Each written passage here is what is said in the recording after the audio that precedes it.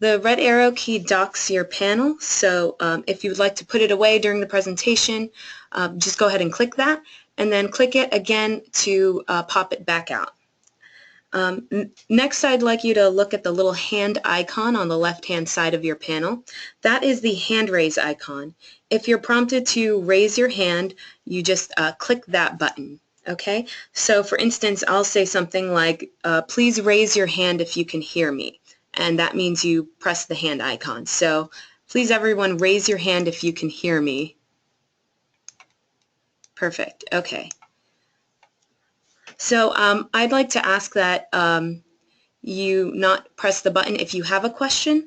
If you have a question, you go ahead and use the questions box. That's going to be right on your main panel. So just type the questions into there, and we'll be stopping at certain points throughout the webinar to answer those questions. All right, so our presenter today is Roberta Reiss. Roberta served as the Literacy Program Coordinator / Trainer for Collier County Public Library in Naples for 15 years. That program served adult new readers as well as learners of English. Although retired from that position, she continues to train educators and volunteer tutors in Florida throughout the U.S. She has been a pro-literacy certified trainer for 14 years and mentors other trainers and program coordinators. All right, so with that, I'm going to go ahead and hand it over to you, Roberta. Thank you, Nicole. This is Roberta Reiss speaking. I'm very happy to be here with you today and am so interested in sharing some ideas with you about student engagement and how to encourage student engagement through learner-centered lesson planning. What we need to do is also to be able to see what kind of work we can do to understand the definition of student engagement as well as lesson planning and the practicalities of how to encourage student engagement through our carefully designed lesson plans.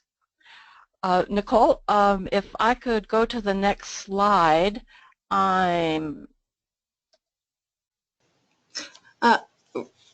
Roberta, you can actually click through the slides. Just click on your screen. It should go to the next one.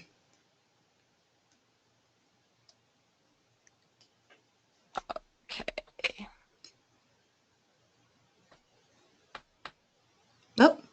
Oh, there we go. First thing we want to do is to have some introductions. You already heard a little bit about me, but I'm really interested in understanding my audience today. So if you could unclick your raise your hand icon so we can start with a clean slate. Okay, I see the hands going down. Okay, if you're reading the slide, can you see, do you tutor or teach on a one-on-one basis? Please raise your hand. All right, very good. I see several of you do work on that basis. Now let's look at the next question. Do you tutor or teach in small groups or classrooms? Please raise your hand. We also have some participants there in that category. Do you tutor or teach English learners? Please raise your hand. All right, some English as a second language, very good. And if you teach or tutor adult new readers, basic literacy students, please raise your hand. Well, we've got a very good cross-section of all sorts of adult learners, so I am now going to make my presentation centered toward you all and address all of the different types of adult learners that we all work with. We have a set of objectives today. By the end of this webinar, you will have learned a definition of student engagement. You will have explored the what, why, and how of encouraging student engagement. You will have explored with me learner-centered lesson planning, some very practical tips there. You will have experienced that structured technique that is called task analysis, used for lesson planning. And towards the end of our time together today, you will have learned about project-based learning, collaborative learning, and student advocacy.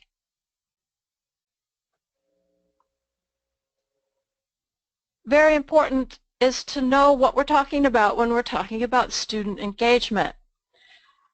There are so many definitions of student engagement depending on the setting and what kind of students are being talked about, but I found one that I think really fits everyone, and that is student engagement refers to the degree of attention, curiosity, interest, optimism, and passion that students show when they're learning or being taught, which extends to the level of motivation they have to learn and progress in their education.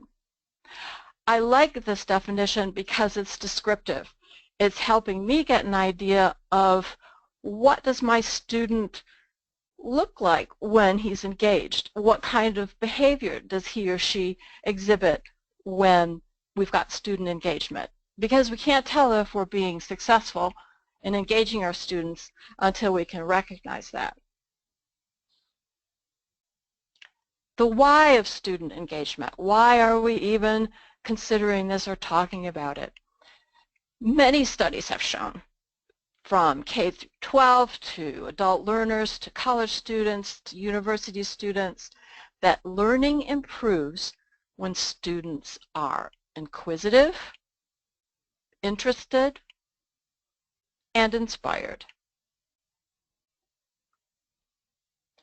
So let's take a look at how engagement is represented, what it looks like in our students. Engagement can be represented behaviorally. What are some examples of this behavior? Your students show up for class or for their tutoring sessions. Your students make time for homework. Your students and adult learners treat the tutor or teacher with respect. We have to be very careful when we're talking about this part of student engagement, that's represented behaviorally, when we're working with adult learners. We can't be too judgmental.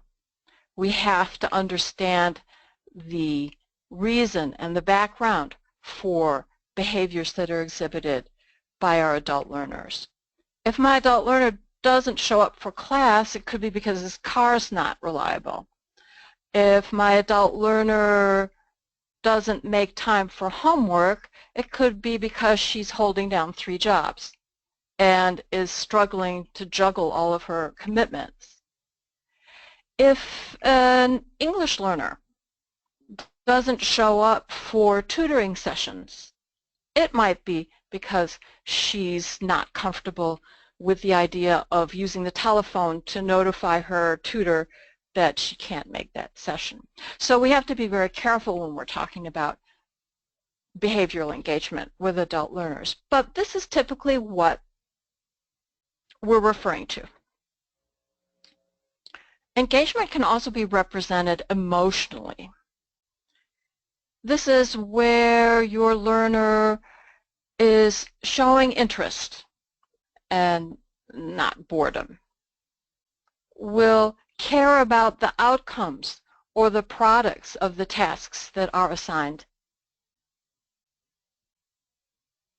It's also very important that the adult learner be emotionally engaged and shows it by agreeing with the relevance of the skills that we're asking that student to learn and master. A third way that student engagement is represented is cognitively. This gets a little bit more technical and a little bit harder to discern, but this is when an adult learner exerts the necessary mental effort to understand and master a skill. I've witnessed adult learners that are great behaviorally. They show up, they're on time, they're respectful, they agree with the assignments, but they are learning by rote or parroting or not given the chance to show that they understand exactly what it is they are asked to learn. An adult learner will make a connection between skills learned and their larger goals if they are being cognitively engaged. So that's our definition, that's our discussion of how to recognize student engagement. Does anyone have a question or comment so far? Hi, Roberta. I don't think we have any questions yet. So I think everybody understands so far. Good, thank you. Let's move forward. The most important question for us as participants in this seminar today, in this webinar today, is what can we do to make our students experience that sense of engagement on all three levels? The first thing that we can do is make our learning environment, make the lessons meaningful to the adult learner. Another very important thing that we can do is foster a sense of competence in the adult learner. A third thing that we can do is provide autonomy support, and we'll talk about all of these in the next few minutes just to clarify them. We can also enable collaborative learning. Let's take a closer look at how to make it meaningful. An important part of making the learning experience meaningful for our adult learners and students is to connect lesson activities with previous knowledge or experience. I think that many of you that already work with adult learners have discussed the ways that adults learn and why adult learners are different than children. And it's just so important to remember that they're bringing a lifetime worth of experience and knowledge to this effort. And our lessons should really try to connect that experience and value that experience and bring it into our lesson plans. Making it meaningful can be simply making the lesson topics personally relevant to your adult learner. That can be relevant to their need to acquire life skills. It can be even relevant as to their interests or hobbies. It can also mean involving your student in making choices and setting goals. I never talk about lesson planning without talking about goal setting as well.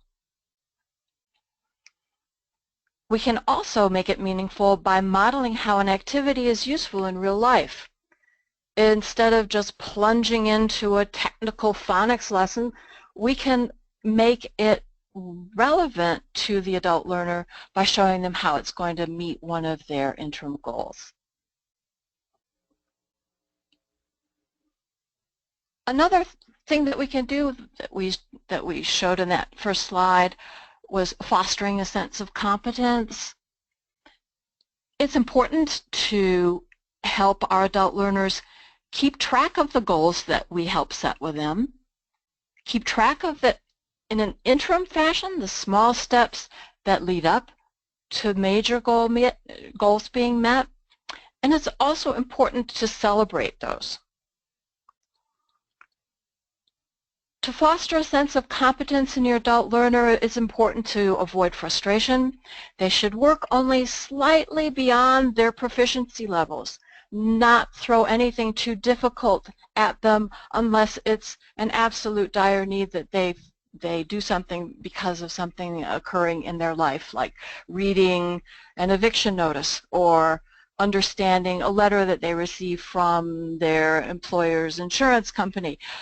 Working only slightly behind your student's proficiency level is going to give them a better sense of competence. Important is to include feedback that helps progress, include feedback on how the adult learner is doing, how they are approaching and meeting their smaller goals and major goals. Sharing peer coping models. Adult learner that is struggling with a certain task might get some comfort in knowing how another adult learner might have coped with the same issue. It's also so important to provide a safe learning environment. And when I think of safe learning environments, I always think of an environment where it's okay to make mistakes, it's okay to learn by doing, it's all right to put yourself out there as an adult learner because this is a safe place for you to do it. What can we do? A third thing is this autonomy support. Now that sounds like a very technical thing, but it's really just making sure that you teach your adult learner and the skills and practice those skills that they need to complete a task before you ask them to do it. Another way to foster autonomy in your adult learner is to offer them choices. Give your students choices. Let them choose topics. Let them choose goals. Let them choose what's important to them, and this will give them a sense of autonomy in the lesson. Keeps them much more engaged than being told, this is what we're going to learn next week. It's very important to include them in the discussion. It's also important to allow their student peers to provide needed support. Support groups in a program, classrooms where adult learners work with each other to provide support, multi-level classrooms where the more advanced learners are helping those that need the extra work. Any questions or comments yet about our sense of what can we do to help foster student engagement? No questions. No questions on this section, nope. All right, let's move on to the most important part of learner-centered lesson planning, and that's goal setting. Important concepts when we're talking about goals, they should be individualized, tailored to your adult learners or students' needs. They also provide focus for you as well as the student. Keep looking at your students' goals to make sure that your lessons are being designed to help them meet their goals. Goals help you plan your lessons. You sit down and think, what should the topic of this lesson be? Even if you're using a curriculum, it's important to add the extras that help your student feel like this is an individualized lesson. When you're working with classrooms, it's still possible to do. Even if it's not on an individual basis, you can allow your classroom group to decide what the topics for the next session could be. Goal setting helps your students recognize progress as well. How important it is to let them show that they are progressing in the small goals that lead up to their major goals. And it's hard to keep track of that. It's hard for them individually to see how much they're achieving unless you help point it out to them. An important thing about goals also is that they can change. Something can come in between a major goal that is more important, that is more immediate in need. So don't think that goal setting is done once you've done your initial talk with your student. It can and it should continue throughout your work with them. An example of goal setting is a short conversation. A conversation here with an adult new reader. The tutor asks, "What are your goals for our work together?" And the student answers, "I want to be a better reader." Now, that's not the end of the conversation. The tutor needs to know more than that. "Okay, what would you do if you were a better reader?" And the student answers, "Well, I'd read stories to my kids." So now we've got a clue as to some of the motivation behind getting this kind of help and also what might be interesting to add to our lesson plans. So the tutor shouldn't stop there.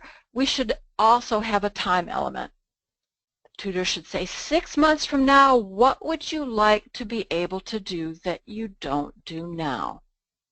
This gives a sense that the student's needs are important, and it also gives them a sense of how long some goals might be worked on and before they're met, and it gives the tutor an idea of what is a priority for your adult learner. Now, if you're working with an English learner, this conversation might be a little bit difficult if you don't speak your student's native language. Many programs have intake interviews where that kind of interpreter is available to help understand what a student is aiming for. But if that's not available, or if it's a language group that you don't have an interpreter for, I've used simple pictures to help people give me an idea of just pointing at some pictures as to what is interesting to them. A good resource is a picture dictionary. Ask them to choose a page or point at some items that are interesting to them. So it's always possible to set some sort of goal and to understand the interests of any adult learner. Goal setting is important because you're going to be working with your student to identify their long and short-term goals. You're going to help them prioritize their goals, and you're going to help them recognize progress through successful completion of the many small steps it's going to take to get there. So that all sounds very good. Set goals, sounds great. What am I going to do with it then? Well, this is a practical idea of how to go about examining goals and using them as a basis for creating a lesson plans. And this is a task analysis. It helps you examine the long-range goals. You develop discrete components, or this is what I like to refer to as the mini goals that are important before you meet that long-range goal. You develop subcomponents of that so you have a manageable item to use in a lesson in a typical session. And you keep repeating this format until your topic is manageable within a set time for your lesson. Because I know many of us use set curriculum. You don't have an hour and a half to do a lesson, so you want to be able to break this up into discrete units so you can fit them into your lesson planning. Here's an example of how to think about task analysis, how to use it for lesson planning. A goal for an adult learner, an adult new reader, is helping their children learn how to read. They want to be able to help their children learn read. So my task as a tutor or teacher is to comb out the literacy component of that goal. What do they have to be able to do in order to reach that goal? So a literacy component would be having knowledge of the subject matter, having knowledge of children's books. So a subcomponent of that that's going to be addressed in a lesson, that's a nice discrete unit that we can spend maybe 15, 20, or 30 minutes on during a session, is to understand the content and format of a storybook. Look at the cover, look at the print, look at the pictures, understand how a storybook works for children. They should also, your adult learner should also have knowledge of where to get the materials that that they want to be able to use. Many adult learners have never been members of a library, so part of that can be a trip to the library, getting a library card, an introduction to the children's librarian, also how to purchase children's books on Amazon. That's a nice little computer lesson that you can put in there. So that is a literacy component to help your adult learner meet this goal. Another literacy component is a big one, reading aloud. The best way to help your children learn how to read is to read aloud to them. So what do I need to be able to do to read aloud to my children? Practice pronunciation skills if you're an English learner. Learn the phonics, be able to sound out the words that are in the children's story. So that is a huge subcomponent that has to be broken down into perhaps the part of your curriculum that addresses that particular reading skill. So I think this gives you an idea of what we're talking about when we're talking about a literacy component and breaking it down into subcomponents that are manageable for a lesson. All right, let's try it again. Here's another goal. An adult learner that I worked with a couple of years ago learned, sadly, that her child was pre-diabetic. She learned that from the school nurse. So she came to me and said that it was very important for her to understand how to make healthier snacks for her kids. So I thought, well, how are we going to make this a literacy lesson? How am I going to make this a lesson about literacy instead of me just providing her a list of things that her children should eat for snacks?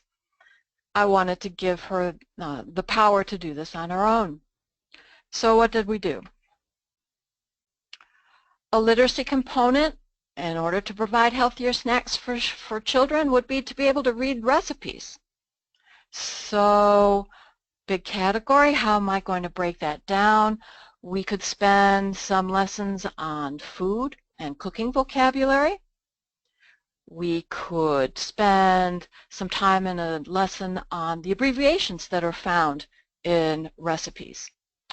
We would have a lesson on weights and measures and how those are determined and how those are abbreviated. Just that subcomponent can go on and on when you're talking about reading recipes. Also very important for the health part of this goal is to understand food labels. Get some real food labels there in the classroom and start understanding the ingredients and the label vocabulary. All of those labels where they're talking about the sodium and the vitamins and the sugar levels. Very important also would be to understand percentages in order to be able to understand that label.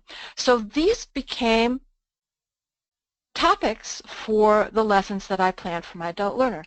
And she was very open to working on the real items that we brought in and could see that it was helping her meet one of her stated goals. Kept her motivated, kept her engaged, kept her interested. Anybody have any questions about task analysis, about how that particular idea works? No questions.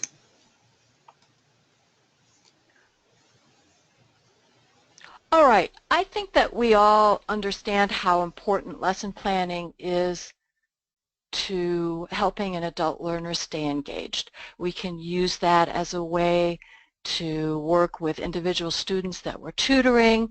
It's possible to do it in classroom situations like conversation clubs or small group learning as well. It is important to give your adult learner the chance to set their goals, and you can create lessons to help them meet their goals. Something a little bit more complicated, but I must admit is just a whole lot of fun, is project-based learning. This kind of learning has been identified as one of the best ways to encourage and allow your student engagement to grow. Some examples of project-based learning that I have experienced in my own in my own organization, and also heard about from other colleagues in the adult literacy world. An important project that gets everyone motivated and creates a group lesson plan is to create a student-tutor recruitment video. Now, this is a great project because it involves lots of different skills and lots of different senses. It's visual, it's tactile for someone who is working on the videos. It is a project that your adult learners can get excited about, because who doesn't like to tell their story? Who doesn't like to help the program that's helping them?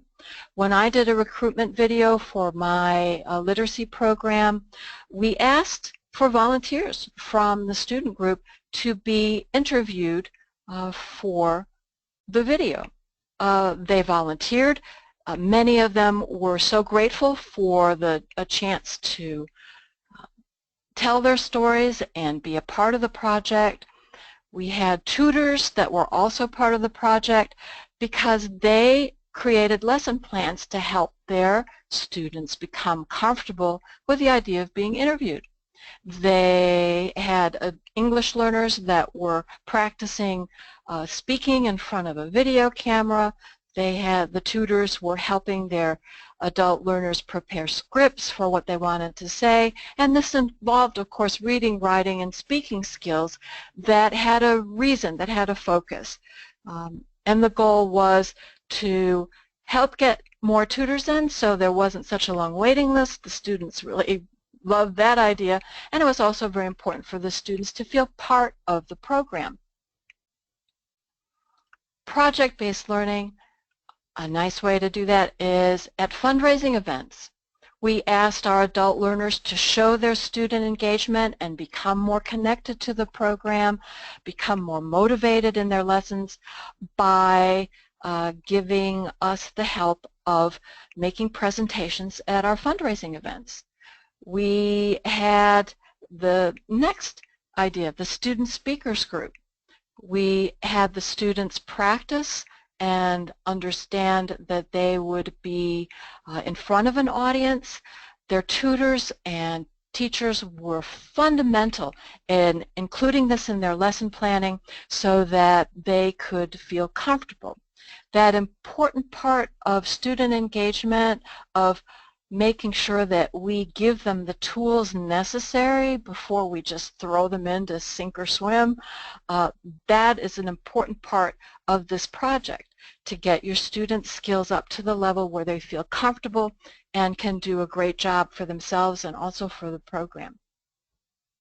I know that the Florida Literacy Coalition had a terrific Student Speakers Bureau where they did a lot of work with adult learners that were asked to go out and do interviews with the media and present at conferences and do that kind of work. So much engagement is shown when you ask someone for help.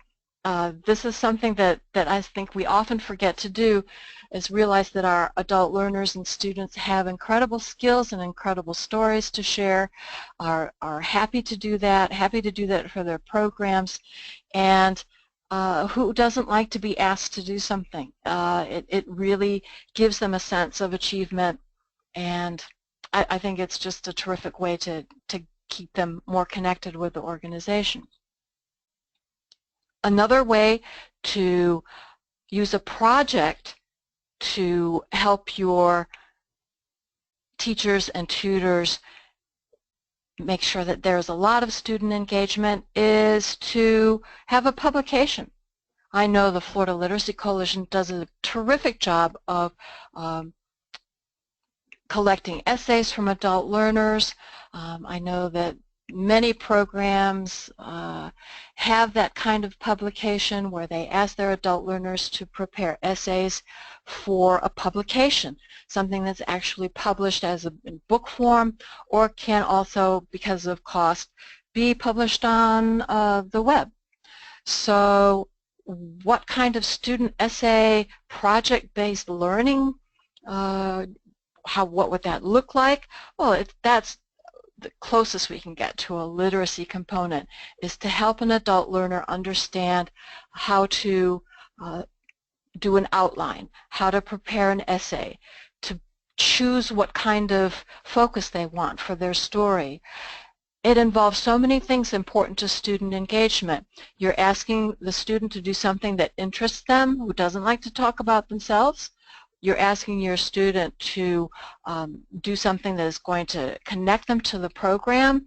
It's going to be a task that everyone will be able to see and they'll take pride in, and they will be taught and practice the relevant skills before being asked to create this.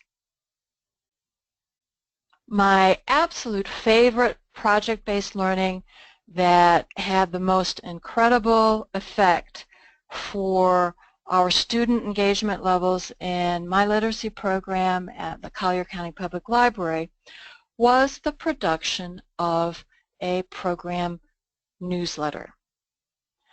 Now, let's take a closer look at that one, because this is a project that encompasses all of the ideas of student engagement, and it's complicated, but it is fun, and it can be done on any level. It's not something, it doesn't have to look exactly like the one that we did. It doesn't have to be as complex as the one as we did.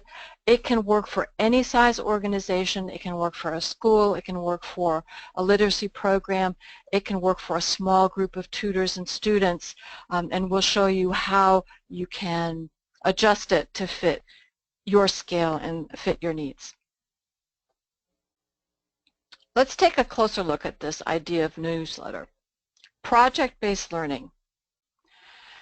The characteristics of this type of newsletter. All levels of learners participated. We didn't make anyone do it, but by the end, everybody was tripping over themselves trying to get into the project because word got out that it was a lot of fun, and we just really promoted it. Anybody could participate. You didn't have to be a perfect writer. You didn't have to have any sort of hurdle to overcome before you could join this newsletter. Tutors worked the tasks of creating this newsletter into their regular lesson plans. Tutors were brought into this as well. Student engagement doesn't work if you're just expecting students to all of a sudden wake up and be engaged. You have to engage the instructors, you have to engage the tutors and the program management as well in order for something like this to work. Tutors knew what their adult learners had volunteered for and met with the newsletter coordinator, and they were able to incorporate the task skills into their regular lesson plans. The sense of collaboration, which was an important part of one of our definitions there in an earlier slide. All contributors to the newsletter met weekly in the editor's sessions. It was like a small group class. And the editor session was, everyone that could make that weekly session was involved. There was a sense of autonomy. There was a sense of choice. The adult learners chose the tasks that they wanted to do. And of course, they would choose things that were of interest to them or that reflected skills that they had. The newsletter was published. At first, we published it in print. Then we kind of ran out of money, and then we decided we would have it online. on our website. But the sense that it was a product that people could be proud of, that they could see and refer to, was so important. Something that grew out of this newsletter was that we decided, since it's up on our website, we should be using it for other ideas, and many of the tutors started using it for future lessons. They would use it as content for the reading lessons and the community interest lessons. So we really squeezed everything we could out of this group project. This project worked because it engaged our adult learners. We allowed them student autonomy and choice. To give you the real-life examples, the landscape worker that was in an English learners conversation club volunteered to write a garden column.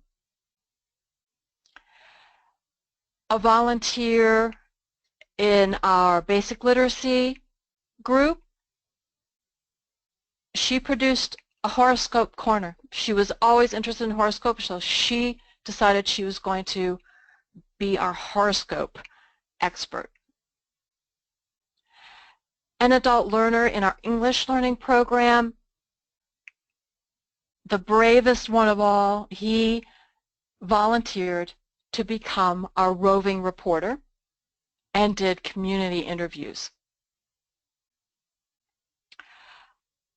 An English learner who was shy but willing to talk to people she already knew created ads for our local library events.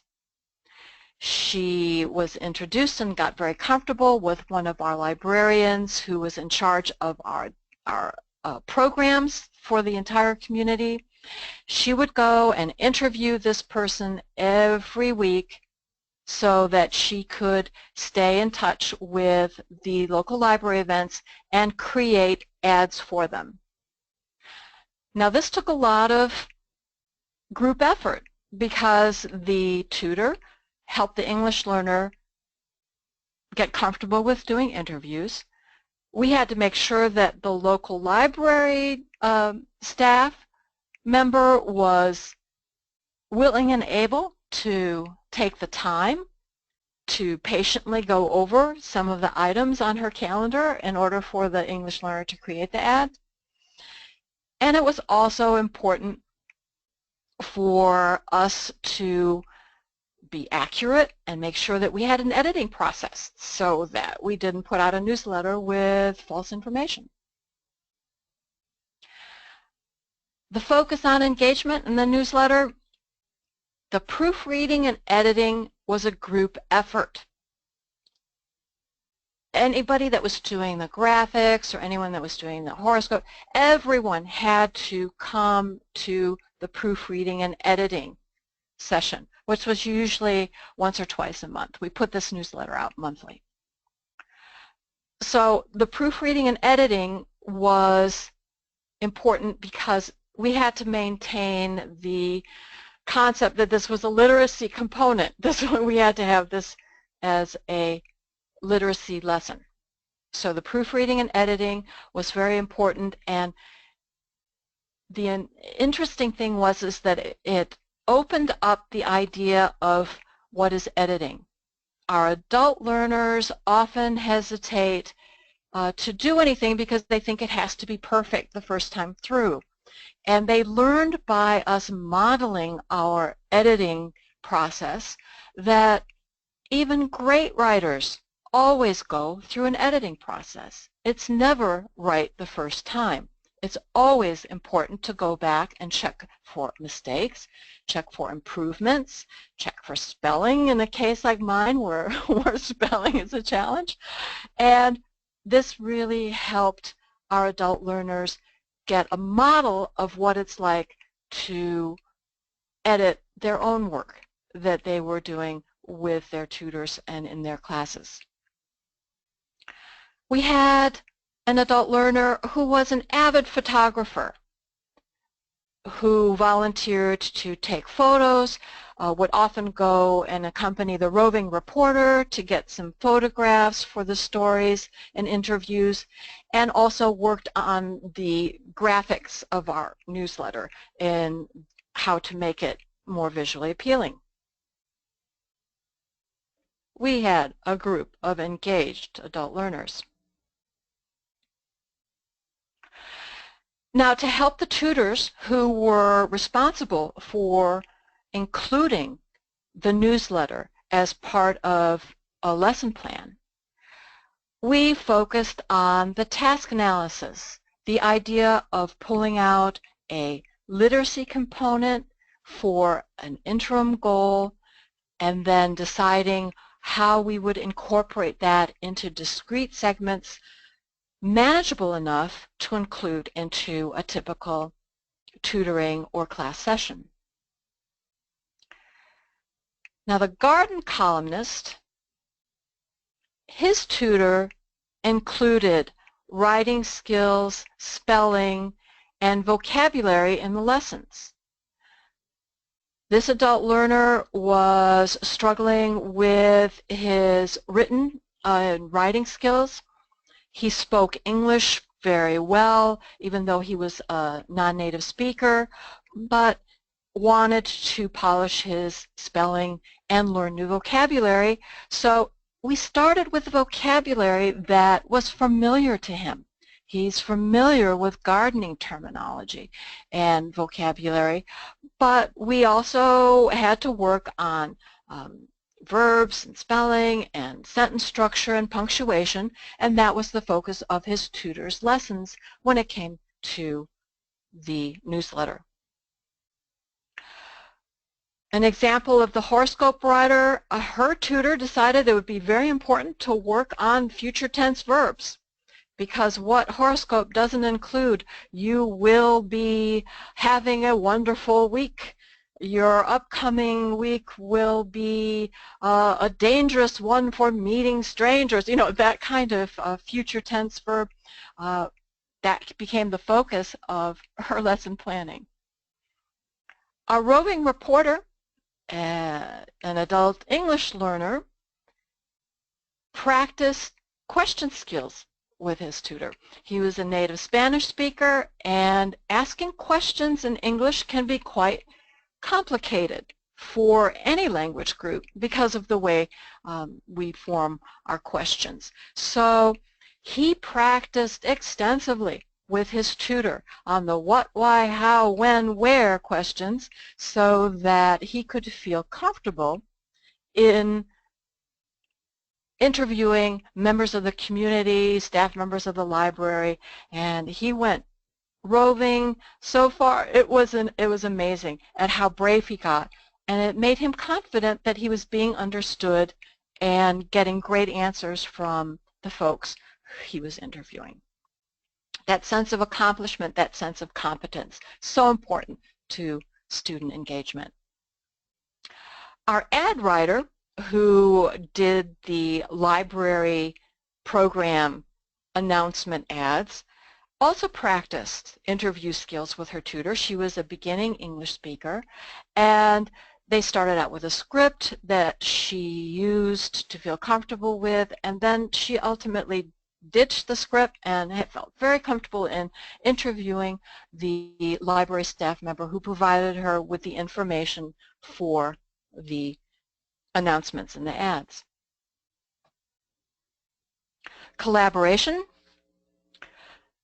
Collaboration, an important part of encouraging student engagement, allowing our adult learners to work together among themselves and with other members of the organization.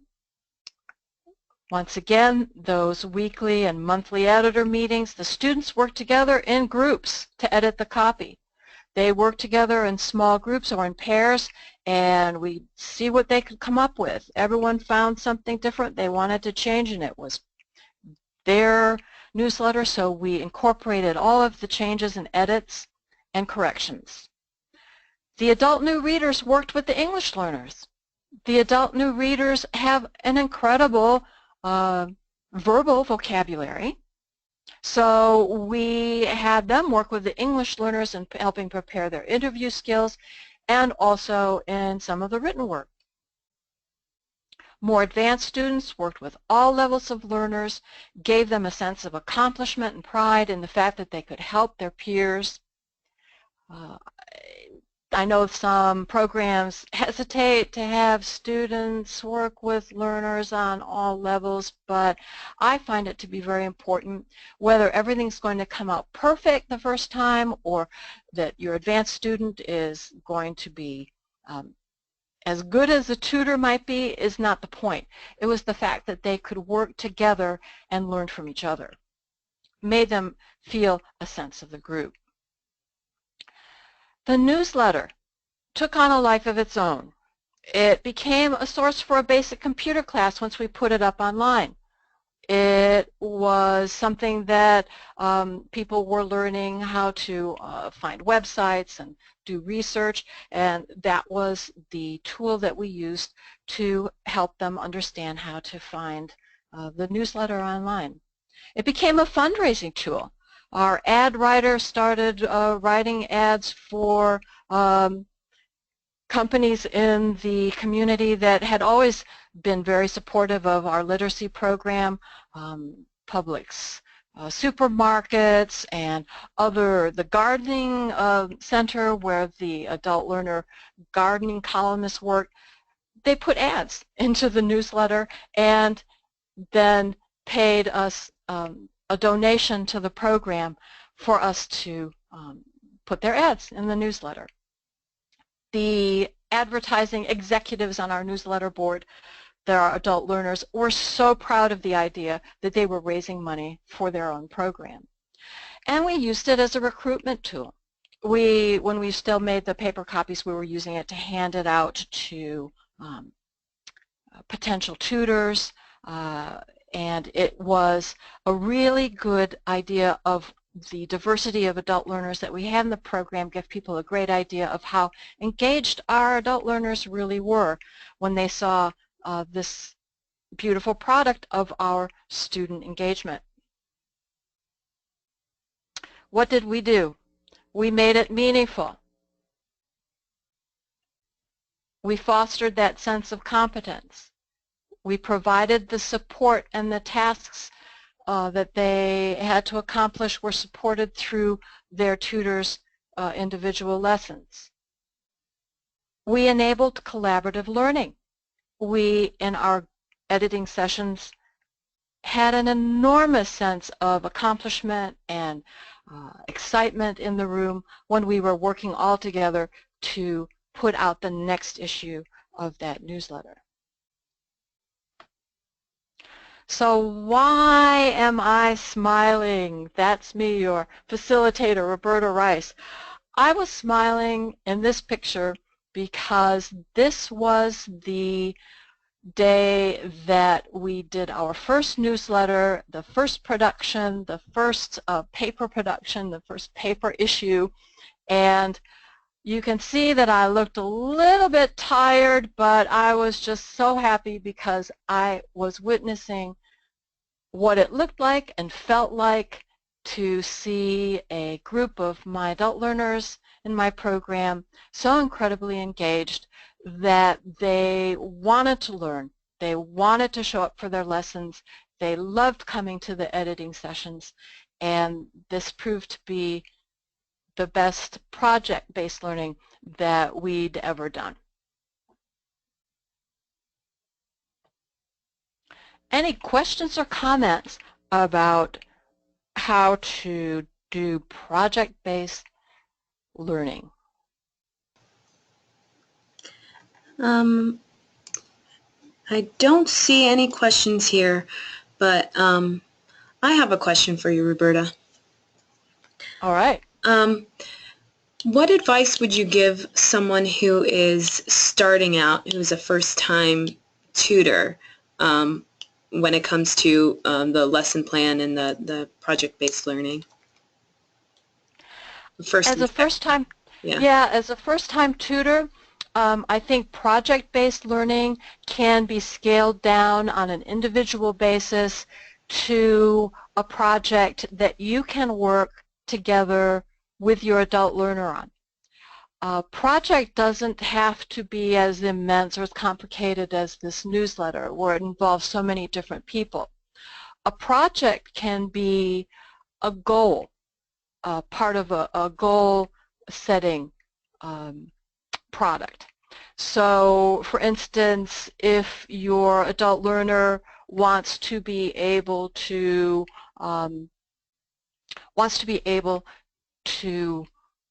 speak with their child's teachers, the project can be creating scripts for possible dialogues between the teacher and the student, and that product can be printed and on a computer and used as a script. That's a project for a beginning English speaker.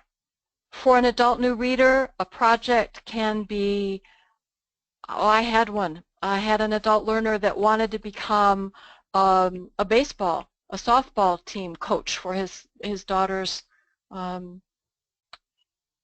team. So our project was to get a hold of the rules, to look at the vocabulary, and to create a study sheet that was easier for a new reader to work with than this tiny printed list of rules for softball teams. So that kind of project is reflecting the idea of having the student's interest as well as a product that is created, showing pride in that product, but it has those literacy components. You do the task analysis to break it down into literacy components. For that softball coach understanding all of the rules, there was a lot of vocabulary we had to do. We used it as our phonics lesson, going through and finding words that began with S and ended with S, doing phonemic awareness by reading them aloud and having the sounds come out. So we were just using that as realia instead of sticking with the curriculum all the time. And that really made him engaged and helped him understand how important the phonics was in the curriculum I was using, the Laubach way to reading. It's kind of hard to link that up with real life sometimes, but when we saw that it was the same kind of exercise, whether it was in the softball rules or in the actual curriculum, it started to make sense for him of why we were doing this.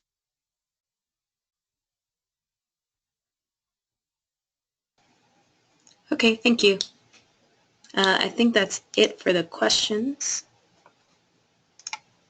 So my last request to you, my participants here in this webinar, is to reflect. How can you make your classes, tutoring sessions, and program more learner-centered?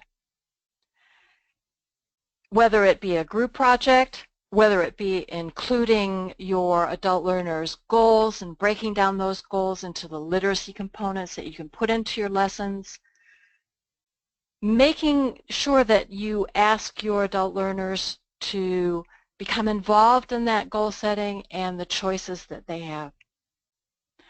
How can you bring the topic of student engagement to the forefront in your organization? Be great to include it in your tutor training. It's an important concept that should be brought up along with goal setting and lesson planning. It's important for your program managers to understand the importance of it and how it affects your adult learners' motivation and achievement and progress. And I think that it's also important as part of student advocacy and promotion of your program, because it is a wonderful opportunity to have everyone come together as a group and feel part of that organization that's doing this amazing work of helping reduce adult literacy in our great state. Thank you very much for your participation. Nicole, is there anything else we can do? I just wanted to go ahead and give you a couple of announcements. Roberta mentioned the Adult Learner Essay Book. So that essay book is going to be, the request for submissions is going to be announced around November. We don't have an exact date set yet, but once we get that, we'll send it around to everyone, and you can go ahead and submit your essays. And if they're accepted into the book, we invite a couple of adult learners, more than a couple actually. This year we had quite a few, to come and read their essays at the annual meeting at our conference, and that's always a really exciting time for the adult learners. They really seem to love that, so I encourage all of you to keep an eye out for that. I'd also like to mention our Mystery Writers contest. We're going to send around another email reminder probably within the next couple of days of that. That's a writing contest. The main prize is $300 for the winner of that contest. And the details for that, it's going to be on our website, www.floridaliteracy.org. I do have one question. Amy asked if these slides will be available. Roberta, would it be all right to I know the actual recording of the webinar will be available for sure, so you can definitely have that, but Roberta, would it be all right to give out the slides? Oh, absolutely. Yes. Anything I do is open to anyone. Okay, excellent. All right. So I think that's about it. Are there any other questions before we leave? Nope. All right. Thank you, everyone. Thank you, Roberta. And again, please keep an eye on our website for all our updates, and please keep an eye out for future emails and e-blasts for our professional development events or training events. A lot of them are online, but some of them could be in person around your area, so please keep an eye out for that. And that's it. Thank you very much. Thank you, everyone. Thanks, Nicole.